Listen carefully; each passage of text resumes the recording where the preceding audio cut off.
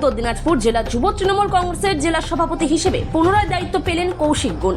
উপস্থিত ছিলেন উত্তর দিনাজপুর জেলা তৃণমূল কংগ্রেসের সভাপতি কানাইলাল আগরওয়াল, ইসলামপুর ব্লক তৃণমূল কংগ্রেসের সভাপতি জাকির হোসেন সহ নেতৃত্বরা কর্মীরা আজ কৌশিক গুণকে সংবর্ধনা জ্ঞাপন করেন এবং তাকে মিষ্টিমুখ করান। তৃণমূল কংগ্রেসের বিভিন্ন শাখা সংগঠনের সদস্য, কর্মী ও সমর্থকরা আজ যুব সভাপতিকে মিষ্টিমুখ করান, পাশাপাশি ফুলের শুভেচ্ছা ও বাজি ফাটিয়ে উচ্ছ্বাস প্রকাশ করেন। প্রথমে ধন্যবাদ জানাচ্ছি মমতা বন্দ্যোপাধ্যায়কে, অভিষেক বন্দ্যোপাধ্যায়কে, আমার রাজনৈতিক পরামর্শদাতা, আমার রাজনৈতিক অভিভাবক। তার পাশেই বসে আছি আমি, আমাদের জেলার সভাপতি কানাইলাল আগরওয়াল মহাশয়। আবার ঘোষণা হওয়ার পর ওনার পা ছুঁয়ে আমি প্রণাম করে আগামী 26-এ 9টা সিটে যাতে তৃণমূল কংগ্রেস জিতে, নিজেকে সর্বশক্তিভাবে সর্বসম্মতভাবে উজাড় করে, আমরা তো 8টা ইতিমধ্যে জিতেই আছি, শুধুমাত্র কালিয়াগঞ্জটা বাদ দিয়ে 9টা সিটে যাতে তৃণমূল কংগ্রেস জিততে পারে 26-এ, সেই লক্ষ্য রেখে আমরা এগোবো। এবং বুথ স্তর থেকে মাদারের সঙ্গে সঙ্গে যুব তৃণমূল কংগ্রেসকেও আমরা শক্তিশালী করব, এই অঙ্গীকারবদ্ধ রয়েছে। আগামী দিনে উত্তর দিনাজপুর জেলা জুড়ে বিজেপি কোনো জায়গায় দাঁত ফুটাতে পারবে না, তার জন্য আমরা বদ্ধপরিকর। আমরা মমতা বন্দ্যোপাধ্যায়, অভিষেক বন্দ্যোপাধ্যায়ের নেতৃত্বে চলি, আগামী দিনেও চলব। এবং ওনার নেতৃত্বে, ওনাদের দুজনের নেতৃত্বে বাংলা আরও সমৃদ্ধ হচ্ছে, বাংলা আরও উন্নত থেকে উন্নততর জায়গায় যাচ্ছে। 26-এর বিধানসভা সামনে, তো সেখানে যুবর কতটা ভূমিকা থাকবে? অবশ্যই ভূমিকা থাকবে। মাদার তৃণমূল কংগ্রেসের সবচেয়ে শক্তিশালী পিলার্স এবং শাখা সংগঠনের উইংসের মধ্যে সবচেয়ে শক্তিশালী সংগঠন হচ্ছে তৃণমূল যুব কংগ্রেস। এটা সর্বভারতীয় সাধারণ সম্পাদক অভিষেক বন্দ্যোপাধ্যায়ের নেতৃত্ব আসার পরেই তৃণমূল যুব কংগ্রেসকে অত্যন্ত গুরুত্বপূর্ণ জায়গায় পেয়েছে। তার সাথে মহিলা তৃণমূল কংগ্রেস রয়েছে, আইএনটিটিউসিও রয়েছে, কিন্তু যুব তৃণমূল কংগ্রেসের গুরুত্বটা অনেক বেশি, দায়িত্বটা অনেক বেশি। সেই দায়িত্ব নিয়ে আবার পুনরায় তৃতীয়বারের মতো আমাকে 3বার দিয়েছে দল। আমি আমার অন্তরস্থল থেকে মমতা বন্দ্যোপাধ্যায়, অভিষেক বন্দ্যোপাধ্যায়, আমার জেলা সভাপতি, আমার অভিভাবক কানাইলাল আগরওয়ালকে মহাশয়কে অনেক ধন্যবাদ জানাচ্ছি যে আমার ওপর আস্থা রাখার জন্য।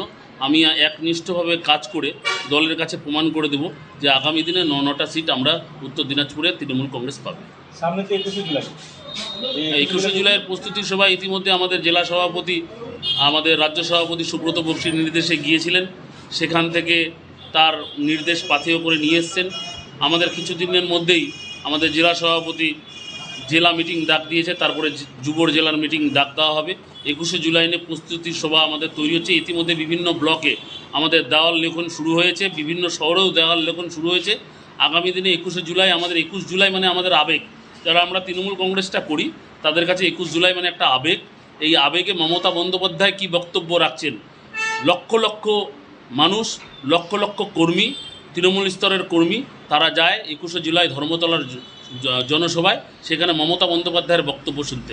আমরাও যাব, সেই বক্তব্য শুনে আমরা উত্তর দিনাজপুর থেকে হাজার হাজার লোক নিয়ে যাব। সেই হাজার হাজার লোক নিয়ে গিয়ে মমতা বন্দ্যোপাধ্যায়ের বক্তব্য শুনে বাড়িতে ফিরে 26-এর জন্য আমরা রেডি হব। কিছুক্ষণ আগে এআইটিসি প্রেস রিলিজে দেখলাম জেলা জোর দায়িত্ব দেওয়া হয়েছে কৌশিক গুণকে। আগেও জেলা জোর দায়িত্বে ছিল। জেলার মহিলার দায়িত্ব দেওয়া হয়েছে চৈতালি ঘোষ সাহাকে, উনিও আগে জেলা মহিলা তৃণমূল কংগ্রেসের দায়িত্বে ছিলেন। আইএনটিটিউসির দায়িত্বটা জেলার রামদেব সাহানিকে দেওয়া হয়েছে। কালিয়াগঞ্জের আইএনটিটিউসির ব্লক সভাপতি ছিল এবং জেলা পরিষদের মেম্বারও আছে কালিয়াগঞ্জ থেকে। তো আমি আশা করছি আমাদের সংগঠনটা আরও শক্তিশালী হবে। আমরা সবাই মিলে উত্তর দিনাজপুর জেলার তৃণমূল কংগ্রেসের সংগঠন, সেটাকে শক্তিশালী করব এবং আগামী দিনে 9টার মধ্যে 9টা বিধানসভা সিটি আমরা জয়ী হব।